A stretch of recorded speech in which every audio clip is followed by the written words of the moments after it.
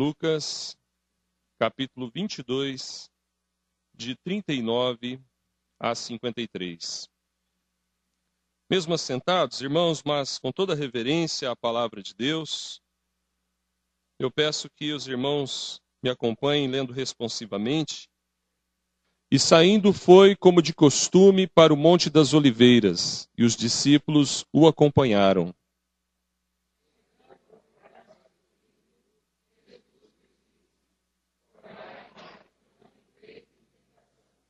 Ele, por sua vez, se afastou cerca de um tiro de pedra e de joelhos orava.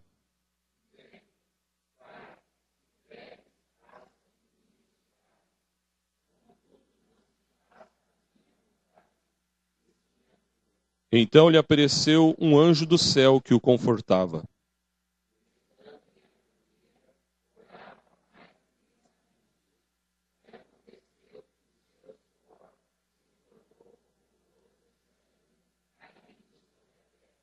Levantando-se da oração, foi ter com os discípulos e os achou dormindo de tristeza.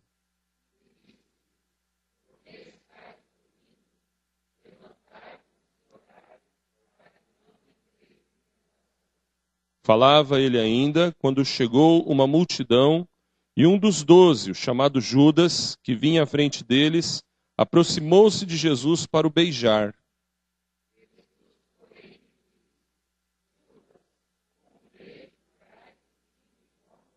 Os que estavam ao redor dele, vendo o que ia suceder, perguntaram: Senhor, feriremos a espada?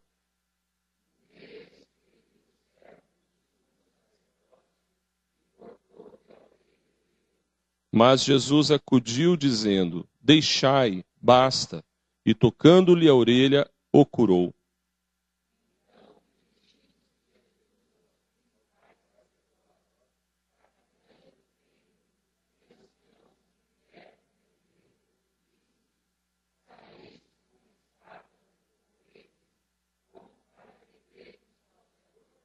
Diariamente, estando eu convosco no templo, não pusestes as mãos sobre mim. Esta, porém, é a vossa hora e o poder das trevas. Oremos. Obrigado, Pai, porque o Senhor Jesus demonstrou uma decisão obstinada de entregar-se, de cumprir cabalmente a obra para a qual ele veio. Obrigado, Senhor Jesus, porque nada deteve o Senhor, nem o abandono, nem a traição, nem a violência, deixaram o Senhor desanimado a ponto de abandonar aquilo que o Senhor havia vindo fazer, que era pagar o preço do nosso pecado lá na cruz. E o Senhor cumpriu cabalmente a tua obra. E o Senhor está vivo e o Senhor ressuscitou. E nós adoramos o Senhor e pedimos a tua bênção nessa hora, Senhor Jesus. Que a tua palavra entre em nossos corações. Muito mais do que a mera letra, possamos ver além, possamos ver a ti, Senhor. Possamos ouvir a tua voz. E fala conosco, ó Deus, individualmente também, Pai, nós te pedimos. Porque, Pai, nós carecemos de instruções tuas e sabemos que o Senhor fala neste lugar. Abençoa-nos, edifica-nos, toca em nossos corações. Nós agradecemos por tudo, Senhor, e oramos em nome de Jesus. Amém. Meus amados, Jesus demonstra de uma forma impressionante um desejo obstinado, um desejo firme de realizar essa obra. É impressionante como muitas vezes a gente desiste de alguns planos. É impressionante como muitas vezes nós iniciamos algumas coisas na nossa vida, e vamos falar especificamente da nossa vida espiritual aqui, mas diante de situações, de dificuldades que surgem pelo caminho, muitas vezes nós nos enfraquecemos. Existem, amados, aqueles que pensam, ou pensavam talvez, que a vida cristã fosse como uma estrada coberta de pétalas de rosas. Um caminho até aveludado, de tão gostoso que seria a vida cristã para eles. Mas, de repente, eles descobriram que o caminho é um caminho estreito, é um caminho apertado, é um caminho difícil, é um caminho onde muitas vezes há espinhos, pedras, serpentes, escorpiões e talvez ainda algum precipício, algum abismo, algum penhasco, alguma situação perigosa que nós teremos que enfrentar.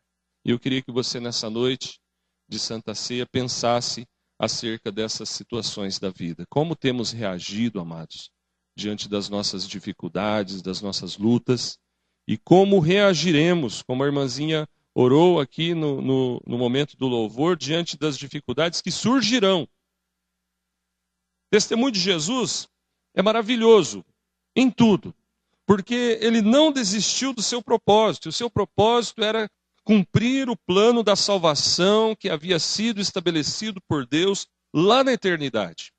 Quando ele veio, quando ele se encarnou, ele já veio com esse plano, já veio com esse propósito. E ele cumpriu cabalmente esse propósito, esse plano da redenção.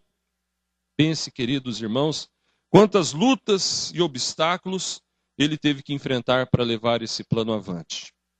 Quantas situações difíceis o nosso Senhor passou durante toda a sua vida.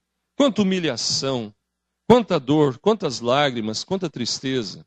E quando vai se aproximando o momento final, o momento onde ele vai ser traído, onde ele vai ser julgado e depois torturado e morto na cruz, quando vai se aproximando esse momento, parece que uma série de outras coisas vão surgindo, como que tentando afastá-lo dessa decisão que ele tinha. Meus queridos, é sobre isso que falaremos nessa noite e que nós possamos nos inspirar no testemunho de Jesus. Amém, amados? Possamos nos inspirar no nosso Senhor e que saibamos muito bem de que lado nós estamos nessa jornada de fé. Meus irmãos, nós notamos então em Jesus uma obstinada entrega. E o que é obstinação? Às vezes nós temos a palavra obstinação como uma coisa ruim. Obstinação significa determinação, firmeza, tenacidade. Então nós temos que ter uma entrega obstinada por Jesus também na nossa vida. A gente é obstinado, amados, naquilo que nós queremos firmemente fazer e nada tira a gente daquele propósito. É isso que a gente nota em Jesus. Então, obstinação para o bem deve ser observada por todos nós. Meus irmãos, Jesus já demonstrava essa determinação em ir para Jerusalém há algum tempo. A Bíblia fala que ele já tinha esse desejo de ir para Jerusalém, diz aí Lucas 9:51. Aconteceu, ao se completarem os dias em que ele devia ser assunto ao céu, manifestou no semblante uma intrépida resolução de ir para Jerusalém. Então, bem antes dele ser traído, ele já estava demonstrando esse desejo, essa intrepidez, essa obstinação em ir para o local onde ele seria traído, onde ele seria morto, onde ele ia sofrer. E nesse texto nós observamos também isso, amados, no fato dele ir orar no Monte das Oliveiras, como de costume. Está escrito no versículo 39, ou seja, ele se expôs ao perigo. Havia um costume de Jesus ir lá com os seus discípulos, ou às vezes sozinho. E diante daquela situação tensa que eles já viviam naqueles dias, onde se falava de uma traição iminente, de uma situação onde ele poderia até ser morto, ele não se escondeu. Ele foi lá orar como de costume. Ele não se protegeu, mas ele se expôs ao perigo.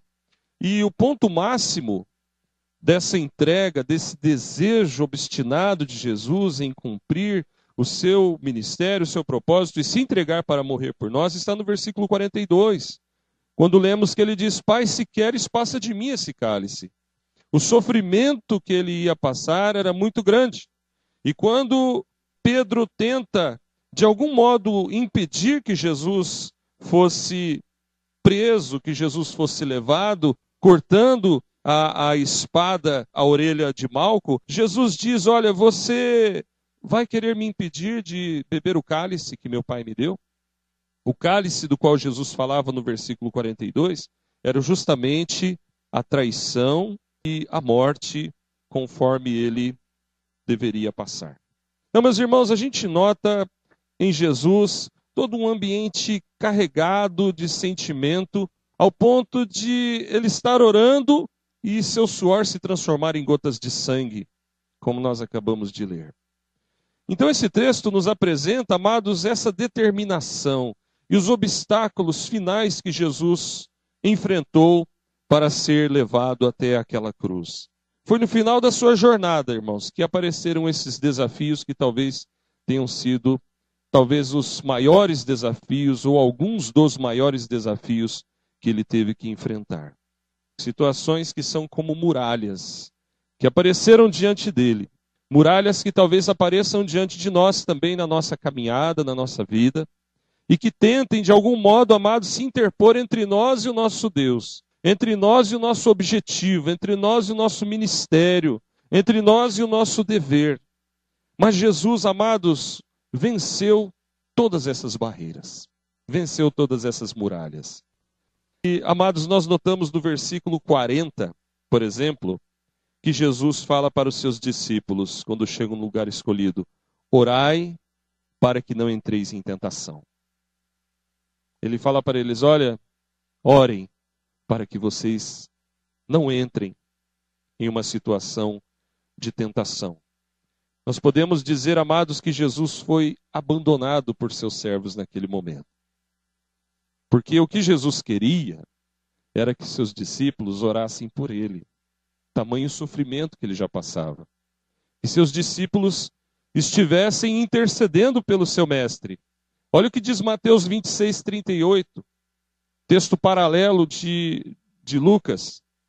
A minha alma está profundamente triste até a morte. Ficai aqui e vigiai comigo. Vigie comigo. Amados, era uma situação tão desesperadora, tão difícil, pela qual o Senhor passava.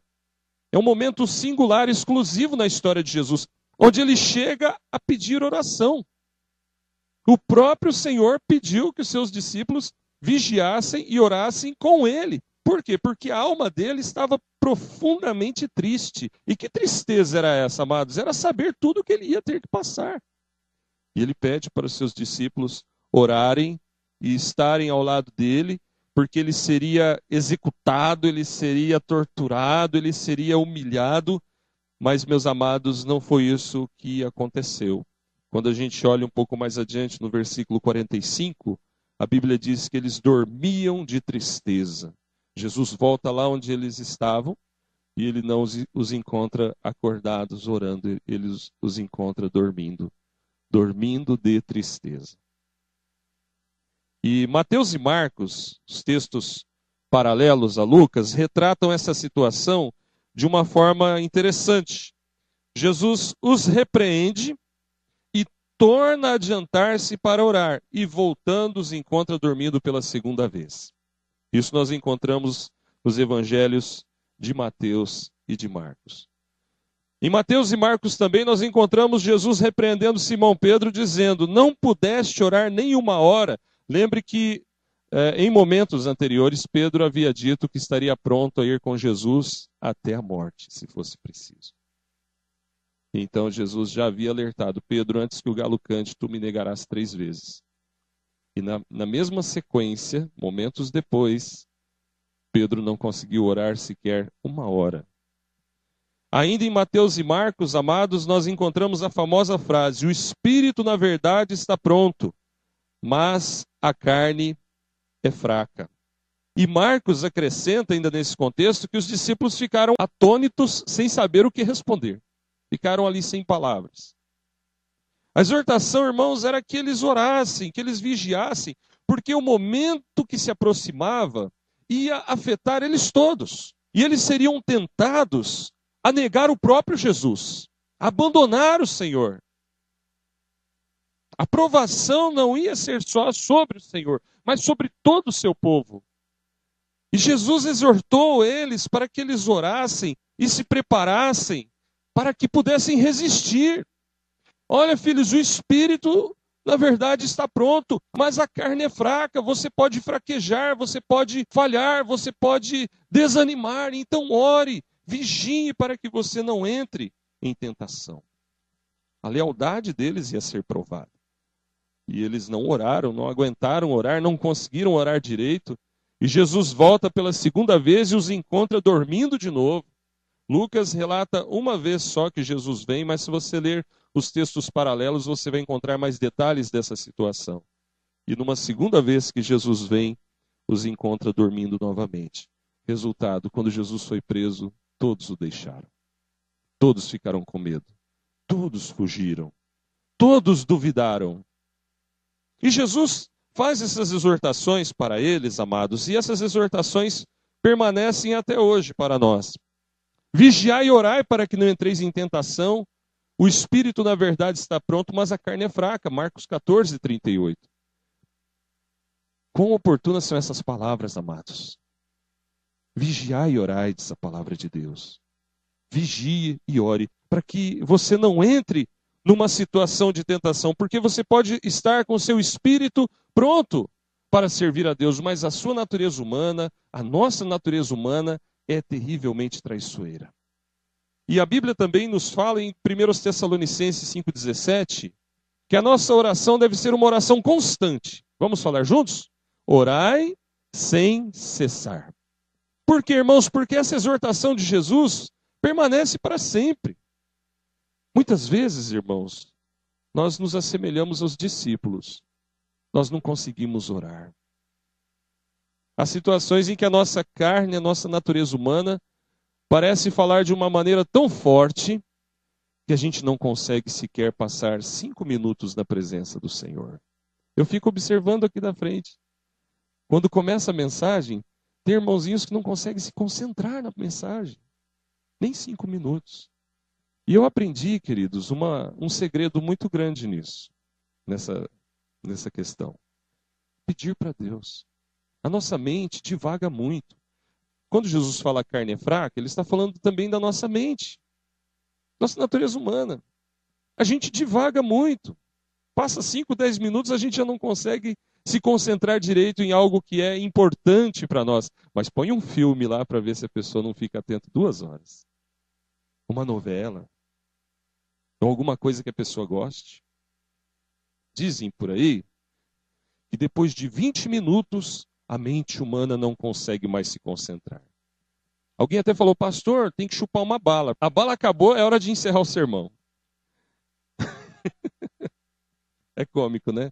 Eu fico me perguntando, como é que ficam as faculdades, as universidades, então? Eles são todos burros, né? Porque começa às 6h30, vai até 11 da noite. Em alguns cursos você não tem nem 5 minutos de descanso entre aula e aula. Esse método das universidades está furado, né? Vamos avisar a eles, olha, vocês não sabem de nada, tem que ser 20 minutos só e pronto. Tchau, pessoal, vai descansar, que a mente já está cansadinha. Eu não sei de onde isso veio, sabe? Muitos falam isso com ares de ciência, né? A mente não consegue mais se concentrar. Eu tenho minhas dúvidas, viu? Porque eu comecei a orar quando eu era um jovem adolescente que viajava muito. O pastor estava pregando e às vezes uma frase, uma ilustração, eu já saía daquele lugar, minha mente já estava viajando em outras coisas assim que não tinha nada a ver. E eu comecei a perceber isso e falar com Deus, Senhor, capacita minha mente a ouvir a tua palavra. Me ajuda a ficar aqui, com a minha mente ligada, conectada em ti. Mas, amados, a nossa carne é fraca justamente porque nós muitas vezes não conseguimos fazer isso. Não conseguimos orar em casa, não conseguimos orar por um propósito, não conseguimos interceder pela igreja, pelos enfermos, pelos missionários, pela obra de Deus. E nós temos, amados, que vigiar e orar. Jesus, naquele momento, foi abandonado pelos seus. E eu pergunto, será que nós também, muitas vezes, não estamos abandonando o barco na parte espiritual? Nós não podemos ser meramente religiosos, irmãos, de ir na igreja, sair da igreja, ir na igreja. Não, nós temos que ter vida eclesiástica, sim, na igreja. E isso é tremendamente essencial na fé cristã. Mas nós temos também que viver uma vida espiritual em casa. Temos que viver uma vida espiritual lá fora. Então pensemos nisso, amados. Jesus foi abandonado no seu momento mais difícil. Ele se viu sozinho. E hoje há muitos crentes que podem estar abandonando a obra de Deus nessa parte espiritual justamente da oração. Não pudestes orar nem 1 hora comigo. Então vamos ser menos agressivos? Será que o que a gente ora por 1 semana dá 1 hora? Eu já vi gente falar desse texto. onde Jesus exorta Pedro, fala: Pedro, você não conseguiu orar nem 1 hora. E estabelecer como uma meta: o crente tem que orar 1 hora por dia. Ora, eu não encontro base bíblica sólida para dizer isso. Mas vamos ser um pouco mais complacentes então, né? Em uma semana, diluindo todas as orações, dá 1 hora? Muitas vezes, se nós não vigiarmos, a gente passa um dia inteiro sem orar. Malemar aquela oração na hora do almoço, né? De olho aberto ainda, né? Porque se eu fechar o olho, eu vou perder muito tempo, tem muita coisa para fazer. E se eu estou num local público, para que fechar o olho, né? Ninguém precisa saber que eu sou crente, então passa aquela oração assim de milissegundos. Senhor, obrigado por esse alimento, em nome de Jesus, amém. Já orei, pronto, já cumpri a lei. Irmãos, orar é graça, orar é bênção, orar é prazer, orar é essencial para a nossa fé. Não vamos abandonar o Senhor Jesus, não vamos deixá-lo esperando, não vamos fazer como os discípulos fizeram, mas vamos orar, vamos buscar resistir mais nesses dias, amados, porque são dias difíceis. A gente tem visto o crescimento do pecado, o crescimento da violência, o crescimento da corrupção em todas as áreas. São dias tremendamente difíceis. Hoje pela manhã na escola dominical foi falado acerca da reforma e a necessidade da igreja moderna de voltar à reforma, de praticar novamente aqueles princípios que os reformistas apregoaram com o seu próprio sangue, com a sua própria vida. Mas, meus irmãos, Jesus venceu, além do abandono, ele venceu a traição.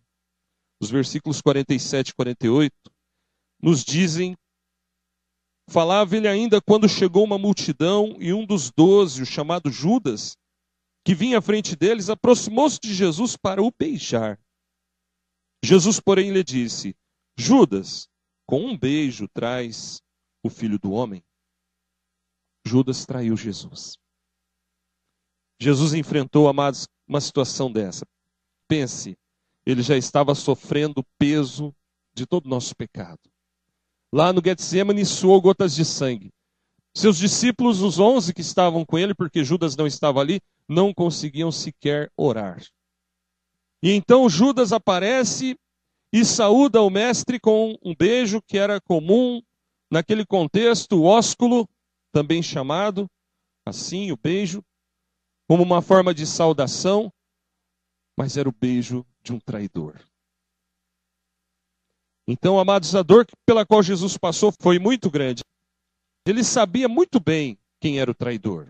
E ele fez vários alertas aos discípulos de que havia um traidor no meio deles. Quando nós lemos os evangelhos, nós observamos esses alertas de Jesus. E Judas Iscariotes vendeu-se por 30 moedas de prata. Tem pessoas que dizem que Judas vendeu Jesus. Não, Judas não vendeu Jesus. Judas vendeu a si mesmo. Irmãos, algumas coisas importantes sobre Judas. Não vamos confundir Judas Iscariotes com Judas o apóstolo, filho de Tiago, que se chamava Tadeu. Está em Mateus 10:3, Lucas 6:16.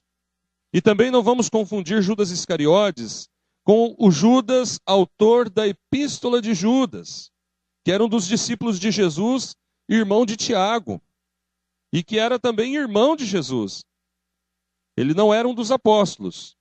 O autor da Epístola de Judas não era um dos apóstolos. E ele nem acreditava que Jesus fosse o Messias até antes da crucificação. Está em João 7, versículo 5. Nós vamos lembrar também, amados, que quando Jesus foi preso, todos os discípulos o abandonaram. Está em Marcos 14:50. Todos os discípulos o abandonaram. Então, de certo modo, todos agiram como Judas. A gente fala muito de Judas nessa hora, não é? É Judas, né? Ah, que sujeito. Traiu Jesus. 30 moedas de prata. Mas e os outros 11 que correram?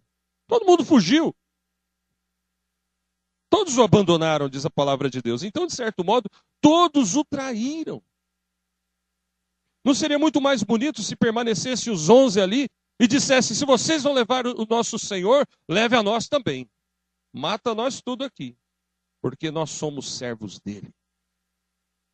Seria bonito se a gente ouvisse isso na Bíblia, hein? Que confortante, que inspirador seria isso. Mas, amados, ali fica bem exposto o lado humano daqueles homens. Queridos, quem era Judas? Judas tinha por pai um homem chamado Simão. Jesus, desde o princípio, sabia qual era o caráter de Judas. Jesus sabia muito bem que ele era o traidor já desde o início. Jesus avisou a todos os seus discípulos que o traidor estava com ele à mesa, e nós lemos hoje no Salmo 41, quando fala daquele que come do pão comigo. Então Judas é chamado na Bíblia de filho da perdição. Uma outra coisa curiosa sobre Judas é que ele gostava muito de dinheiro, ele era avaro, avarento. Porque ele cuidava da bolsa, ou seja, o Senhor Jesus e os seus 12 discípulos recebiam algumas doações e usavam aquele dinheiro para se alimentar. Mas Judas era ladrão, diz a Bíblia em João 12, verso 6, que ele roubava do dinheiro. Então ele era avarento. Por isso que ele vendeu Jesus por 30 moedas de prata, porque ele amava muito dinheiro. Lucas 22, verso 3 nos informa que Satanás entrou em Judas. E isso aconteceu antes dele ir fazer aquele acordo com os sacerdotes que incluía as 30 moedas de prata e a traição. Finalmente, lá em Mateus 27:5, a Bíblia diz que Judas se enforcou. Em Atos 1:18, de algum modo estranho, a Bíblia nos fala que ele se partiu ao meio, se rompeu ao meio, suas entranhas se esparramaram pelo chão. Uma morte terrível. Só de pensar dá uma coisa ruim na gente. 30 moedas de prata, esse foi o valor que ele recebeu. Fui dar uma pesquisada, isso seria hoje em torno de 40 mil reais. Foi isso que Judas recebeu para trair o Senhor. De onde tiraram isso, amados? Seria o valor hoje equivalente ao preço de um escravo naquela época, ou o preço de um campo. E a gente lembra que depois que Judas caiu em si do mal que havia feito, ele foi tocado de remorso, não de arrependimento, e ele tentou desfazer a transação. Ele procura os sacerdotes e fala: olha, toma essas moedas, eu não quero. Mas ele não conseguiu desfazer aquela negociata. Um campo foi comprado com aquelas moedas e esse campo passou a se chamar Campo de Sangue, que está em Mateus 27, versículo 8. Mas, amados, a Bíblia fala que havia uma senha. Havia uma senha. Que senha era essa? Um beijo. O beijo, amados, como eu disse há pouco, era um tipo de saudação. Mas, obviamente, as pessoas não ficavam beijando qualquer um desconhecido, dando ósculo em pessoas desconhecidas. Era um tipo de cumprimento para pessoas conhecidas, respeitadas, estimadas e amadas. Era um tipo de cumprimento de pessoas muito próximas. Poderíamos dizer que no nosso contexto de irmãos na fé. Nós não temos o costume de dar ósculo santo toda hora, né? E a gente vê até gente não crente dando um beijinho no rosto, como uma forma de carinho, como uma demonstração de afeto. Mas veja, irmãos, que Judas tramou com os sacerdotes de entregar Jesus. A senha de identificação seria o beijo. Aquele a quem eu beijar é ele. Veja, irmãos, impressionante que o sinal tenha sido esse. O próprio Senhor Jesus fala para ele: Judas, com um beijo você entrega o Filho do Homem. Irmãos, isso nos faz pensar, sabe, em muitas coisas. Eu queria perguntar para você, por exemplo, qual é o seu preço? Será que existem muitos Judas Iscariotes em nossos dias? Pessoas que parecem ser fiéis, mas que traem Jesus, traem a família, traem a igreja. Pode não ser por dinheiro, mas o preço daquela pessoa pode ser alguma outra coisa. Quanto vale a sua fidelidade, irmão? Quanto vale a sua fidelidade? Nossa fidelidade, irmãos, não tem preço. E o nosso preço não é avaliado em reais, em dinheiro, em dólares. Nós temos um preço, sim. Mas o nosso preço excede o ouro, prata, joias, todo o dinheiro que houver no mundo. O nosso preço é o sangue de Jesus, amados. Foi esse o preço que ele pagou para nos salvar. Foi esse o preço que ele pagou para nos comprar. Então, meu querido irmão, não se venda, não se entregue, não traia o Senhor teu Deus. Pastor, eu jamais trairia a Deus. Mas você teria coragem, talvez, de trair um irmão, de trair a família? Lembre que mentira é uma forma de traição. Se a pessoa mente, ele está se assemelhando a um Judas. Meus irmãos, vigiai e orai para que não entreis em tentação, disse o Senhor. Nós somos fracos. E nós temos que vencer essa nossa natureza fraca. Porque, do contrário, nós poderemos sim, eventualmente, agir semelhantemente a Judas. E ainda, irmãos, Jesus enfrentou uma outra grande situação difícil de enfrentar, que foi a violência. Além do abandono, além da traição, os versículos 49 a 53 nos falam de uma situação de violência extrema pela qual ele passou. Porque eram 12 homens, tira Judas então, que é o traidor, eram 11. Então aqueles soldados teriam que segurar Jesus e mais 11. E esses 11 correram para todo lado. Jesus era o alvo, por isso que havia uma senha, uma estratégia de mostrar exatamente quem era Jesus, para que Jesus não fugisse, como se Jesus quisesse fugir, né? Jesus não queria fugir, Jesus se entregou espontaneamente. Mas ele enfrentou a violência naquele momento e nos seus dias. Por exemplo, amados, a Bíblia nos fala que os sacerdotes e fariseus planejaram matar Jesus várias vezes. Diversas vezes. João 5,18, João 7,1, João 8,9, 10,51, 11,53. Eu dei uma olhada só em João. Se a gente fizer um apanhado de Mateus, Marcos, Lucas e João, nós vamos ter dezenas de textos que mostram aqueles homens que eram homens maus, sanguinários, planejando matar Jesus. Isso é violência. Parece que quem cruzasse o caminho deles poderia ser facilmente removido, ainda que fosse usada a violência. Então nós observamos, amados, a violência de fora. Diz o versículo 52, que o Senhor Jesus dirige-se então aos principais sacerdotes e capitães do templo e anciãos que vieram prendê-lo e disse: saístes com espadas e porretes como para deter um salteador? Veja a violência daqueles homens, eles foram armados, como se Jesus fosse um bandido, como se Jesus fosse um ladrão. Violência de fora. Mas, amados, também Jesus enfrentou a violência de dentro. Porque se a violência daqueles homens impressiona a gente, a violência de Pedro nos impressiona ainda mais. No texto de Lucas, não é registrado que foi Simão Pedro quem cortou a orelha de Malco, mas em João 18, 10 e 11, diz a Bíblia: então Simão Pedro puxou da espada que trazia e feriu o servo do sumo sacerdote, cortando-lhe a orelha direita. E o nome do servo era Malco. Mas Jesus disse a Pedro: mete a espada na bainha. Não beberei porventura o cálice que meu pai me deu? Então a violência de Pedro também assusta. Ora, ele não andava com Jesus há 3 anos? Ele não sabia que Jesus era o príncipe da paz? Como ele pôde fazer uma coisa dessas? Irmãos, a violência é algo terrível. De repente ela aparece. De repente ela surge. E a violência não procede de Deus, amados. A violência procede da nossa natureza humana decaída e de Satanás. A Bíblia diz em Tiago 1,20 que a nossa ira não produz a justiça de Deus. Então, se nós temos que nos irar, a Bíblia diz: irai-vos e não pequeis, e não se põe o sol sobre a vossa ira. Ou seja, não vai dormir guardando mágoa de ninguém. Se você ficou irado, conserta isso antes de deitar.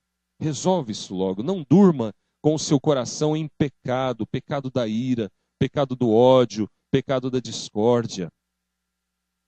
Se nós temos que nos irar, irmãos, vamos nos irar contra o diabo.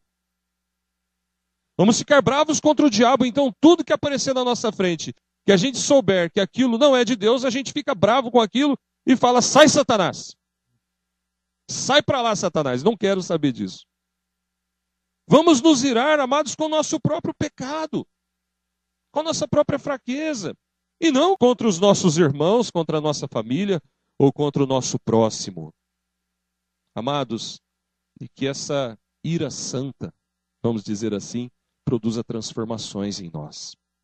Porque se nós virmos o pecado, se nós virmos a maldade, se nós virmos a iniquidade e não ficarmos irados, então alguma coisa está errada com a gente. Alguma coisa está errada conosco. Porque a Bíblia diz que o nosso Deus odeia o pecado. Meus irmãos, qual é a reação de Jesus quando a violência se aproxima dele? Primeiramente, ele repreende a Pedro. Em Mateus 26, 52, ele diz: embainha a tua espada, pois todos os que lançam mão da espada, a espada perecerão. Eu digo a você, irmão, embainha a tua espada. Não levante jamais a tua espada contra o teu irmão. Não se ire a ponto de querer machucar ou brigar ou se desgovernar ao ponto de ferir alguém. Pedro feriu aquele homem fisicamente e há pessoas que ferem com palavras. Eventualmente todos nós podemos tropeçar nas palavras. Mas como nós já falamos aqui, se isso ocorrer, vamos consertar isso logo. O Espírito Santo vai vir falar com a gente. Filho, você errou lá. Você falou demais. Você machucou. Não devia ter feito isso. Eu não faria isso, filho. Vai lá, conserta. Pede perdão para o teu irmão. Pede perdão para o teu próximo.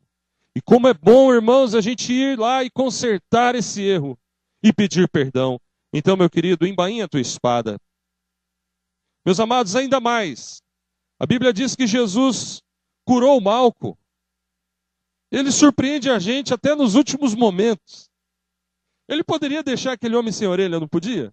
Ah, já está sem orelha mesmo, veio para me prender, né? Que fique sem orelha. Mas Jesus pega gentilmente a orelha daquele soldado e coloca no lugar e cura ele. E esse foi o último milagre de cura de Jesus. Depois desse milagre tem mais um milagre, que é a pesca maravilhosa, depois da ressurreição de Jesus, mas aí é considerado um milagre sobre a natureza. Milagre de cura, o último realizado na vida de um soldado que veio para prendê-lo.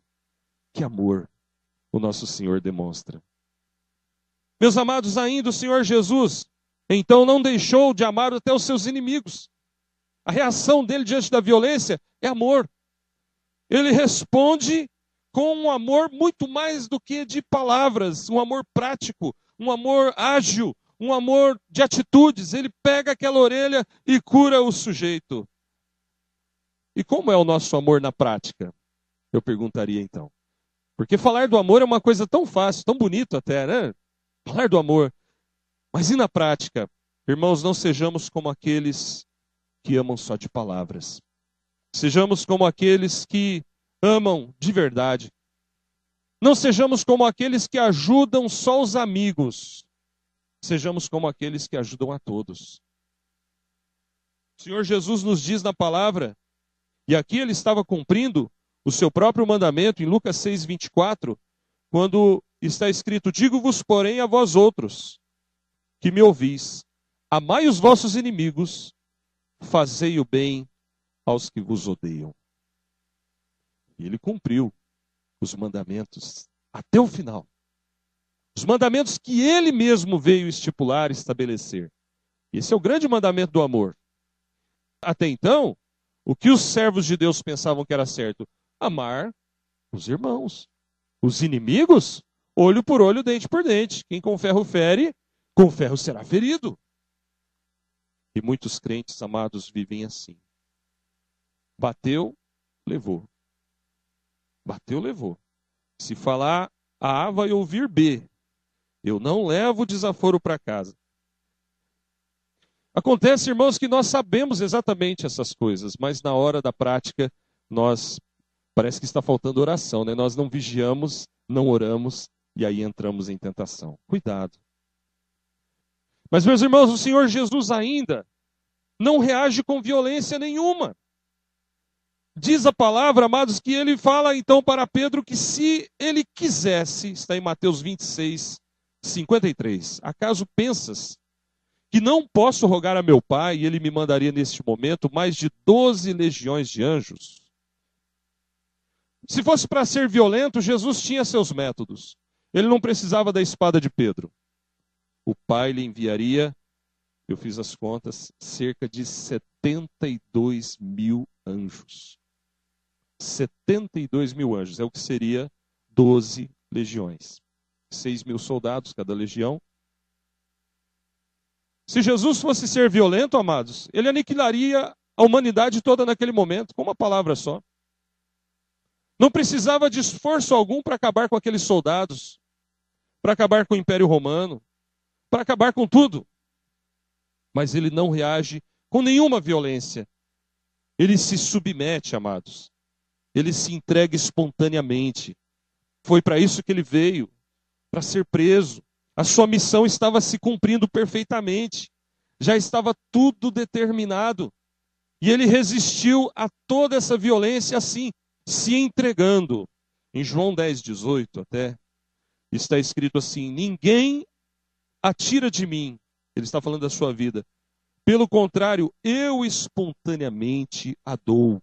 Tenho autoridade para entregar e também para reavê-la. Esse mandato recebi de meu Pai. Irmãos, nós estamos vivendo hoje dias de violência. Dias em que a gente sai e não sabe se volta, né? Essa frase já está até meio desgastada. Essa semana aqui em São Bernardo, São Caetano, Santo André, morreu bastante gente. E nós temos que estar preparados para lidar com a violência. Mas não é só a violência do crime que nos assola, amados. A nossa própria violência é um grande perigo. Violência de palavras, violência de ações, violência de reações impensadas, violência de atitudes, que muitas vezes se manifestam na nossa vida. Nós vivemos um tempo de muito estresse, estresse mesmo emocional, talvez causado por toda essa correria e agitação que está em nossos dias. Mas o nosso Deus é o mesmo, amados. O nosso Deus não mudou. O nosso Deus é o mesmo ontem, hoje e eternamente. Não vamos reagir com Pedro, amados. Não vamos pegar em armas. Pedro reagiu de um modo carnal, humano. Não vamos pegar em armas. Também não vamos reagir como os discípulos reagiram covardemente, fugindo, abandonando o mestre na hora mais difícil. Mas vamos, amados, ser como Jesus, que não perdeu o controle da situação, que se manteve firme, fiel, não reagiu como humanamente fosse esperado, mas ele se submeteu à vontade do Pai. Irmãos, concluindo a mensagem, como que temos agido em nossos dias? É fácil a gente pensar e criticar os discípulos. Ah, aqueles covardes, eles fugiram. Ah, Judas, bandido, traidor. Judas foi mal. Ô Judas, né? Às vezes a gente fica irado, né? Demais da conta até. Porque, amados, a pergunta é: e se nós estivéssemos ali? Como nós agiríamos? Faz pensar, não faz? Como nós agiríamos se nós estivéssemos ali, naquele presente momento? Outra pergunta para pensarmos, amados: de qual lado nós estamos hoje? 2012 anos depois da vinda de Jesus, e nós vivemos um tempo de tanta graça e misericórdia nos nossos dias, há tanta paz e tranquilidade aqui no Brasil para se pregar o evangelho, para se viver a vida cristã. Como nós temos vivido? De qual lado nós estamos? Quem somos nós na história? Nós vigiaríamos ou dormiríamos? É muito fácil de saber. Hoje nós estamos vigilantes? Ou estamos dormindo aquele sono da tristeza? Aquele sono de tristeza que eles dormiram. Nós permaneceríamos ao lado de Jesus, amém, glória a Deus. Senhor, estou pronto a ir contigo até a morte. Ou será que nós fugiríamos? Basta a gente avaliar se nós temos permanecido fiéis ao lado dele, ou se nós temos fugido em alguns momentos como Pedro fez dali a pouco, né? Você é um deles. Não, eu não sou não. Eu me lembro de um moço que depois ele se converteu, mas teve um tempo na vida dele que, moço criado na igreja, que as pessoas falavam assim: você é crente lá daquela igreja, né? E ele dizia: não, sou não. Mas eu vi você indo lá. Não, eu vou lá porque meu pai e minha mãe me levam, me forçam aí. Na verdade, eu não gosto de ir lá. Bem Pedro, né? Bem Pedro. Bem Judas também. Então, irmãos, como nós saudaríamos o Mestre? Com amor e adoração? É só pensar como nós temos saudado o Mestre aqui na nossa vida. Porque se nós não vemos Jesus, nós adoramos o Senhor pela fé. E se ele estivesse presente, nós daríamos um beijo nele, não é? Amém, irmãos? Chega lá no céu, nós queremos beijar os pés de Jesus, beijar as mãos de Jesus. Mas será que nós agimos depois como Judas? E por pouca coisa deixamos o Senhor Jesus? Meditemos nisso, irmãos. Não há como voltar no tempo, não há como a gente ir lá 2000 anos atrás e mostrar para aqueles servos do Senhor como se faz. Tem hora que a gente parece que a gente, né, ó, se eu pudesse voltar numa máquina do tempo, eu ia ensinar para Pedro, para João, como que é ser crente. Eles não sabem o que é ser crente. Ah, vou voltar lá no tempo, se eu pudesse voltar no tempo, eu mostraria, olha aqui, rapaziada, agora vocês vão ver o que é ser crente. Eu vou junto com Jesus. Não dá para fazer isso, né, irmãos? Será que nós iríamos mesmo? Então, irmãos, hoje a nossa história está sendo escrita. Hoje a nossa história está acontecendo.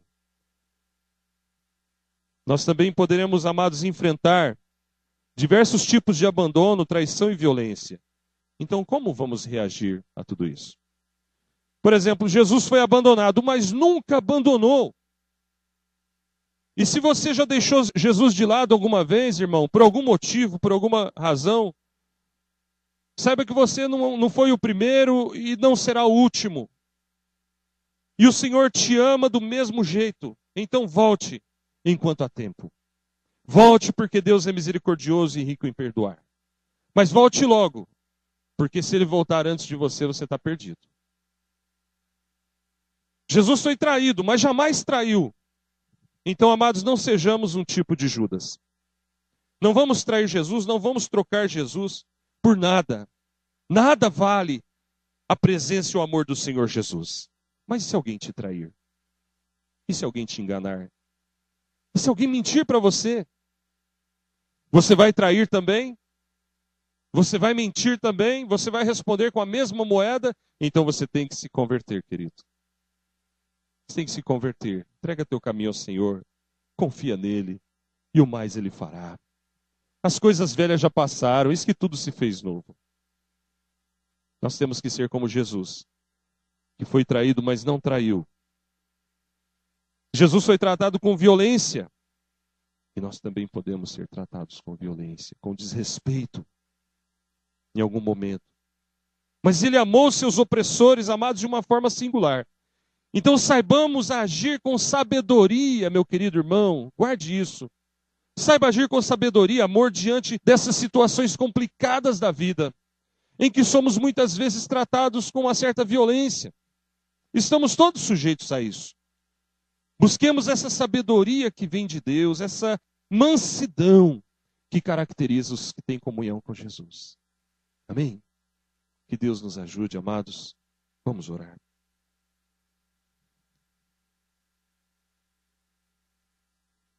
Fique com seus olhos fechados, por favor.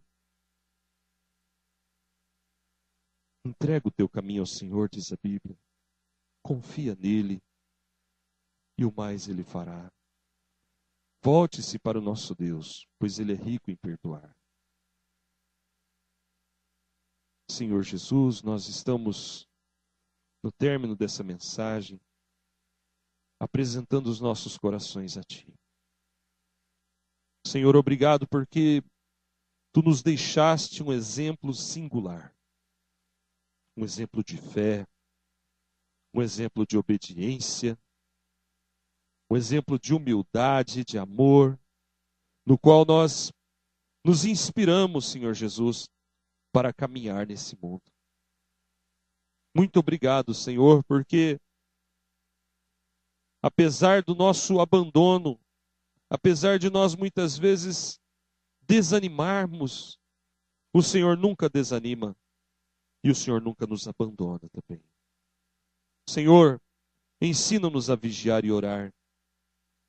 Ensina-nos, Senhor Jesus, a estar atentos no meio de um mundo cruel, tentador, terrível, terrivelmente mau, corrupto, destruidor. Nós te pedimos, ajuda-nos a perseverar, Senhor Jesus. Acima de tudo, na vida de oração. Ajuda-nos, ó Deus, a ver um povo e a sermos parte deste povo, que é um povo vigilante, um povo que ora, que lê a Bíblia, que medita na palavra, que obedece aos mandamentos. Obrigado, Senhor Jesus. Porque apesar do Senhor ter sido traído, o Senhor jamais traiu. E nós não queremos ser daqueles que traem o Senhor. Não queremos ser daqueles que traem a família, daqueles que traem a igreja, daqueles que traem o Espírito Santo, a palavra de Deus. Não, Senhor. Não queremos ser como Judas Iscariotes. Ajuda-nos, Senhor, a ser verdadeiros, a ser sinceros, a ser amáveis, cordatos. Lembrando, Senhor, que quando nós agimos assim com o nosso irmão, com a nossa irmã, com o nosso próximo, nós estamos fazendo para o Senhor. Ajuda-nos, Senhor Jesus, a ser mansos. Porque a Tua palavra diz, ó Deus, que nós temos que ser mansos. Tu és o príncipe da paz. Ajuda-nos a reagir com mansidão diante da violência que há no mundo, da violência que há na cidade. Não permita, Senhor, que a nossa violência nos governe, nos domine. Ensina-nos a ser mansos. Obrigado, Senhor Jesus, porque o Senhor cumpriu cabalmente o teu ministério. Dá-nos essa obstinação, Senhor, esse desejo ardente, essa determinação de ir até o final e cumprir a obra para a qual o Senhor nos chamou. Em nome de Jesus nós oramos, ó Pai, te agradecemos. Amém.